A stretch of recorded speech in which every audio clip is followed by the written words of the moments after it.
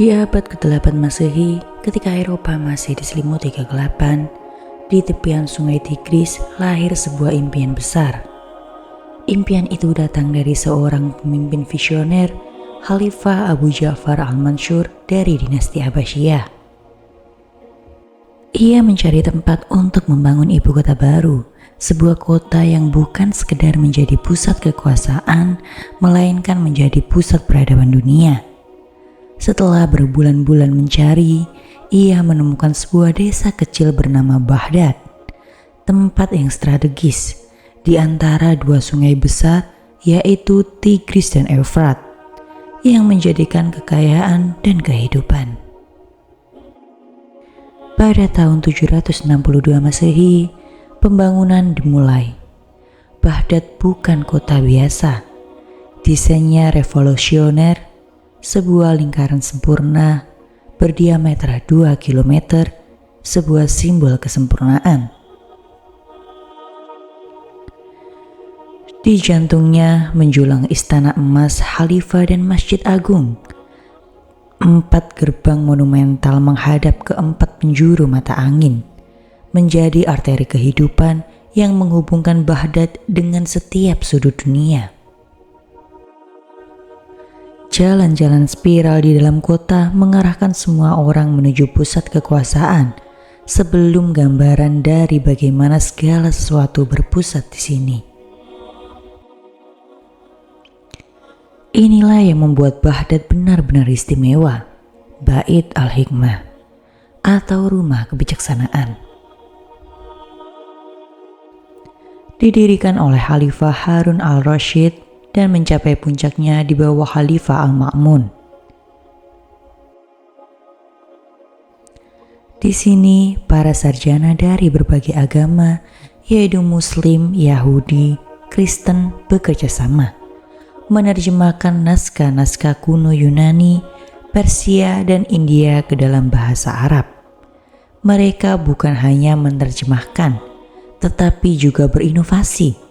Berkat teknologi pembuatan kertas yang dibawa dari Tiongkok, buku-buku bisa diproduksi secara massal dan ilmu pengetahuan menyebar sangat cepat. Apa yang lahir dari Bait al-Hikmah? Penemuan-penemuan yang menjadi fondasi dunia modern kita. Aljabar, sebuah konsep matematika yang kita gunakan setiap hari, lahir di sini dari tangan Al-Khawarizmi. Ibnu Sina menulis Al-Quran fi Al-Tib, ensiklopedia kedokteran yang menjadi referensi utama di Eropa selama berabad-abad. Mereka juga menciptakan algoritma, menyempurnakan astrolab, dan mengembangkan metode-metode ilmiah yang revolusioner. Di Baghdad, ilmu pengetahuan tidak hanya dipelajari, tapi juga diciptakan. Namun, Baghdad bukan hanya kota bagi ilmuwan. Di pasar-pasar yang riuh, barang-barang dari seluruh dunia, sutra dari Tiongkok, rempah dari India, emas dari Afrika diperdagangkan di sini.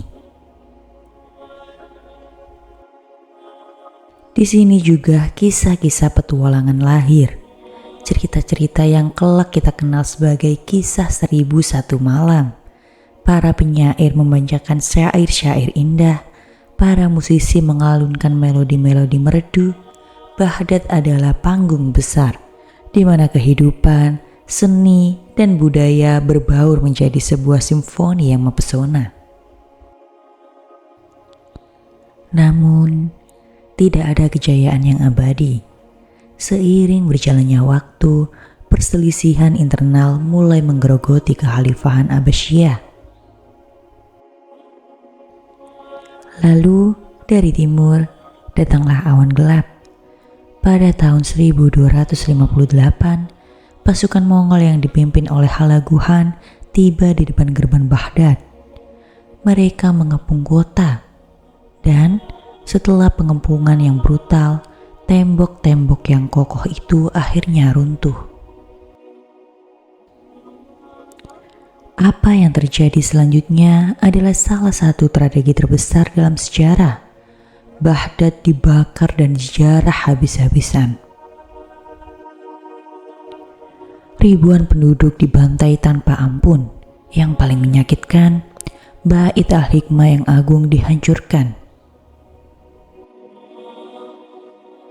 Jutaan buku dan manuskrip hasil kerja keras para sarjana selama berabad-abad dibuang ke sungai Tigris. Konon, air sungai berubah menjadi hitam pekat karena tinta dari buku-buku itu, dan kemudian merah karena darah para syuhada. Sebuah peradaban besar hancur dalam hitungan hari.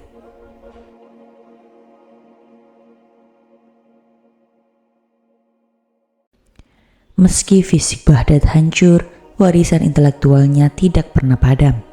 Sebagian manuskrip berhasil diselamatkan dan menyebar ke seluruh dunia. Ketika Eropa bangkit dari abad kegelapan, mereka menggunakan ilmu pengetahuan yang diselamatkan dari Baghdad sebagai fondasi untuk Renaissance mereka.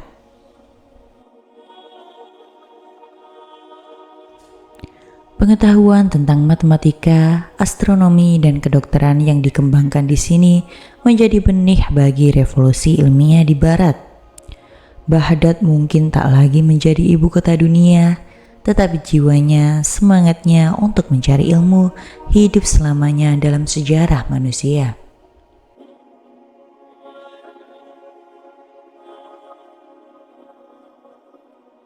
Baghdad mengajarkan kita bahwa kekuasaan bisa runtuh, bangunan bisa hancur, tetapi pengetahuan dan kebijaksanaan akan selalu menemukan jalan untuk bertahan dan bersinar.